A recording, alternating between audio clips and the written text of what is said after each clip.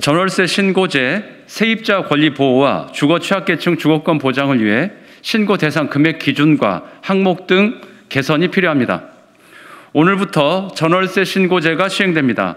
집주인과 세입자가 대등한 위치에서 임대료와 임대 조건을 협의하고 분쟁 발생 시 근거 기준을 마련하기 위한 취지입니다. 하지만 임대소득 공개에 따라 과세 자료로 활용할 수 있음에도 불구하고 그렇지 않다는 국토교통부의 입장은 한마디로 눈 가리고 아웅입니다.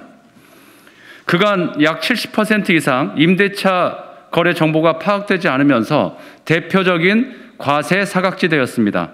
그럼에도 전월세 신고 정보를 과세 자료로 쓰지 않겠다는 국토부의 입장은 부동산 임대 수익을 노린 부동산 투기를 방치하겠다는 잘못된 신호를 보낼 수도 있습니다. 게다가 소득이 있는 곳에 세금이 있다는 조세 정의에도 어긋날 뿐만 아니라 2019년부터 모든 주택 임대 소득자에 대해 소득 신고를 의무화하기로 한 국세청의 행정 조치와도 분명한 엇박자입니다. 신고 대상 금액 기준인 보증금 6천만 원 초과 또는 월세 30만 원 초과 규정도 개선되어야 합니다. 신고를 피하기 위한 보증부 월세 편법 계약을 차단하려면 보증부 월세의 경우 전월세 전환율을 적용한 임대료 총액 기준으로 신고하도록 해야 합니다. 신고 대상을 단기 계약이나 기숙사 등 특수한 경우를 제외하고는 금액 기준과 상관없이 전체 주택 임대차 계약에 적용해야 합니다.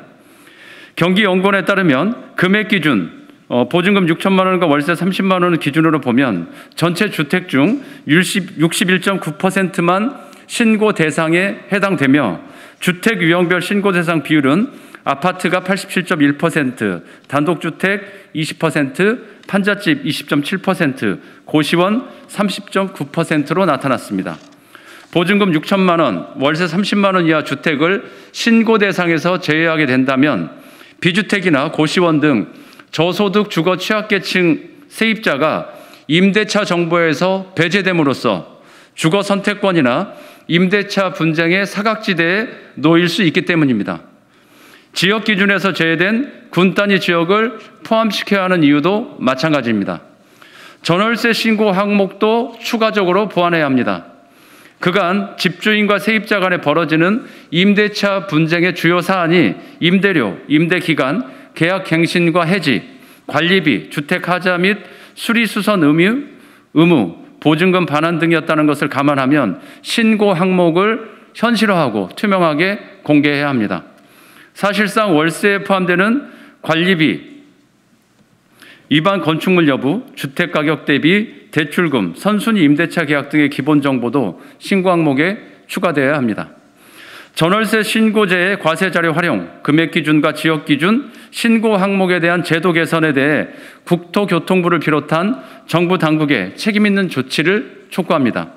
정의당은 전월세 신고제가 취지에 맞게 시행될 수 있도록 문제점을 개선하고 세입자들의 권리 보호, 주거 취약계층의 주거권 보장을 위해 최선을 다하겠다는 말씀을 드립니다.